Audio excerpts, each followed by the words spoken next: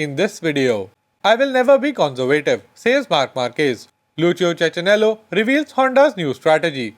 No trust in Aprilia's front end, says Maverick Vinales. And no more Dani Pedrosa at Misano. My name is Sankalp and this is your Racing News Fix. Marc Marquez, despite having appeared in 2 less races than most of the riders on the grid, still tops the number of crashes for a rider so far this season. With 2 more crashes at Aragon, the tally is now up to 18. Speaking about his lost ability to save the crashes, Marc said, "I have the speed, but I don't have as much as I want, or the way I want it. I am not constant and I can't make the saves anymore. The word save does not exist for me now. When I lose it, I don't have the strength to lift the bike again as I once did." A hopeful Marc continued, "The magic is still there and is coming out. The FP1 of Portimao for me, that was magic. The first lap at Assen was magic. The Sachsenring race was magic. It is coming out, but right now it is coming out in small doses. It has to come out more often." Keeping in touch with reality, Marc added, "I don't know if I am going to be the Marquez I was, but I will settle for a different Marquez fighting for titles. Or I will settle for a different Marquez but riding as he wants in every situation. This will mean that we are fighting for front positions. But I will never be a conservative Marc. Realistically, I am a rider capable of fighting for the podium, to be in the top 5, but not to make a difference, which is what I did before." The last win for the LCR Honda team came with Cal Crutchlow, who since then has retired, become Yamaha test rider and started as well as ended his short comeback to racing. Since then, LCR has not been on the podium despite both of their bikes having full factory support. Now we all know Honda have their problems, and we have heard it all from Marc Marquez, Paul Espargaro, Alberto Puig and even Takeo Yokoyama.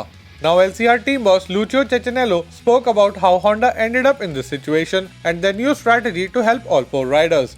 "I can only say that Honda engineers have never stopped listening to our statements," said Ceccinello. "They always listened carefully to Cal and tried to make their bike better. But the truth is, if you win and win, as was the case with Marc in 6 years from 2013 to 2019, it doesn't make sense to dramatically change direction. Such an approach would not justify the corresponding investment. Honda knows that our MotoGP bike is not an easy one to ride," continued Ceccinello. "The way the Honda has been developed in the years with Casey Stoner and afterwards with Marc Marquez has led to a high potential, but only and only if you maintain a certain riding style. Since the Honda's peculiar Marquez spec is not other rider friendly, HRC is now taking a different strategy approach." Ceccinello added, "The Honda engineers now allow each of our MotoGP riders to customize their bike to meet their needs. This customizing is very important. That's why sometimes you see different aero bodies on the 4 bikes on the same weekend.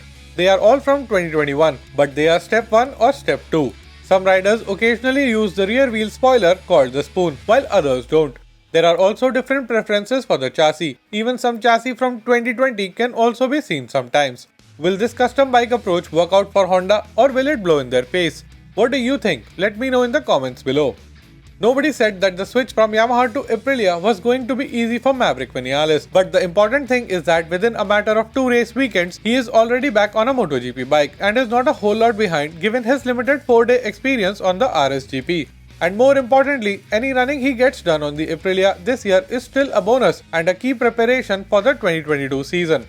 He was pleased with the progress he made, but noted that the biggest issue for him is adapting from the way of riding an inline 4-cylinder bike like the Yamaha to a V4 powered Aprilia. "I am still braking too early, that is the main issue. I brake early because I was used to a different riding style, but we are getting much closer," said Vinales. "In Misano, we got close, and also at Aragon with the days and practices, we were getting closer. For me, the most difficult part is braking, because the acceleration is really good. I keep controlling the slide and that is not the issue, but the braking is the area where I need to get used to it because it is too different from what I am used to riding. Overall, it makes a big difference on the lap time, but I think we are going to ride, doing laps and trusting the front more than anything else." And disappointing news for Dani Pedrosa fans as KTM have confirmed the withdrawal of Little Samurai's wildcard appearance at Misano. "We have put back the wildcard option for Misano," confirmed KTM race manager Mike Leitner. "We still have enough material to test. That is why with Dani, we will focus on the test events. On Tuesday and Wednesday after the Misano GP, we have the official test days and after that the material will be shipped to Texas. So we do not want to risk any injuries to Dani during the race weekend.